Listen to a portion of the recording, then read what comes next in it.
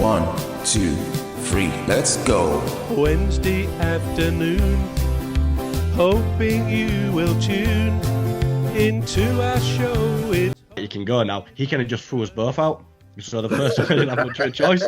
And then the second one, you attach yourself up onto a line and you get dragged out of the back of the plane. Again, you don't really have much of a choice, but almost immediately from exiting the plane, your safety harness, the chute is not straight away, but almost straight away. It's opened up, so you have that comfort and safety.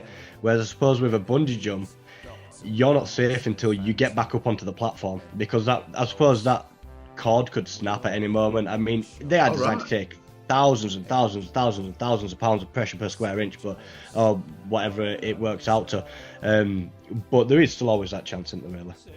Yeah, I mean, putting your whole trust in a bit of toppling made material. Yeah, you know. Yeah. Can I ask you, Danny, how did you feel, Danny, when you were about to jump with the tandem guy? What was going through your mind? I mean, were you sort of terrified, or were you numb to that? Did you have fear? How did you feel? Absolutely terrified. It was, I think, stood there at the door was probably worse than actually going out of the door. Yeah. Right. There's all that anticipation. It's the first time ever doing anything like it. You're at a massive height, the great risks. The guy that's chucking you out don't really like you that much, so there's so much going through your mind. But to be fair, terror. It was just absolute terror. I don't think I was thinking about anything apart from just being scared. And as soon as we were out and we're just flying through the air, it just kind of eases, because at that point, there's nothing you can do about it. You're already out. And then when the chute opens, there's just that sense of relief, like, right, okay, it's not opened in a foul way. We're all good now. We just have to sit the landing, and you're pretty okay from there. From that point, it's absolutely beautiful. Looking through the sky, it's just seeing the world from a perspective that very few get to see it from. But then when you're back down on the ground, it's a great sense of relief again, because you're thinking, well, my legs are shaking still, and I'm definitely not going back up there. For that brief moment, maybe. But you did it twice. You actually did it twice, did you? Yeah, so it was. We did it for charity, for Help for Heroes, and I was part of a military preparation course. And on this year, we was doing the static line jump, which is where you hook yourself up to the cable, the back of the airplane goes down, it drags you out of the back. And then, but first we did the tandem jump, which is you're tied to your instructor and you go out together. Obviously, because we had no experience in jumping, so your instructor's there to just guide you. Yeah.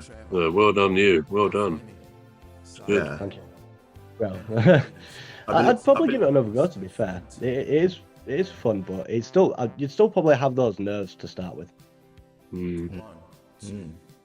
There was what's it called? There was a guy that did a run. He did a run through. I think he did a run around the world or something. And it was called Giza. That wasn't his real name, by the way. But so he did this run, and he actually, it was some places he got his personal items taken off him. He got his life threatened. He got a gun pulled at him.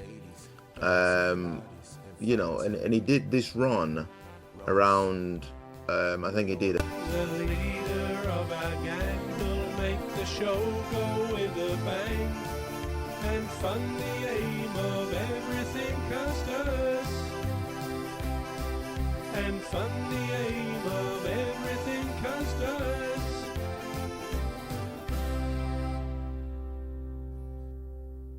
He got a gun pulled at him. And he did this run around. I think he did a few around America, but I think he's back in Britain now. And I just think, well, what is the attraction behind just putting your life in danger? I mean, you're in a safe area, I mean, it's like there was once when I saw this thing on telly where there was a tourism, people were touring Iraq, And even then, the war was still going on. They had these tour buses going through Iraq. I mean, if they get captured and you're watching it on the news, you're thinking, well, this is a brilliant story. You know, somebody sat down and wrote this. Great imagination. But then seeing it live where it's actually happening, you think, well, what could be going through their minds? I mean, would any one of us go through? I know I certainly wouldn't. Would you go on a tour to go through Sudan, for instance? I think there's still a war going on in Sudan. I think that's a no, cuz. That's a real no. No from me. I'm sure Danny would love that. He loves the thrill, don't you? Don't you, Danny? What's that, sorry? You love the thrill, don't you? Of going through a war-torn zone. So going through a war-torn zone with. You know, I don't know. To be honest, I think it's I think that question is a very individual question. Right. I suppose it's like asking a journalist why they'd want to be a journalist. Well. Because they do the exact same thing. They go through war-torn countries. They serve a purpose, don't they? They serve to find truth and, you know, indemnity and, you know, showcase it throughout the world, etc. So I suppose it depends. It depends the purpose of the person who you're asking. So there's a guy that I listen to online, Mr. Ball. He tells a story about a friend that he used to serve in the American Armed Forces with. He was Special Forces. Right. And this man basically left the American Armed Forces, and I'm pretty sure it was Afghanistan during that period, he went over there, and there's a news story, and this guy who's telling the story, he turns on the TV and he's looking, he sees this man that he used to serve with at one point.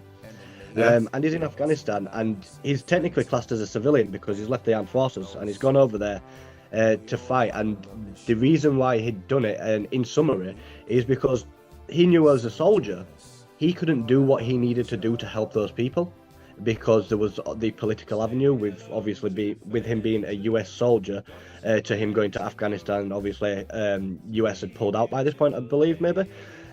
So he said as a civilian he can go over there and he can serve to help those people as a civilian under the guise of maybe helping, I think it was the Afghan armed forces or the Afghan police, and they went and they defeated the Taliban. They took back this whole city, and saved loads of people by doing it. So from his standpoint, the reason why he'd go do something like that is to help people. Of our gang will make the show go with a bang and fund the aim of everything cast us and fund the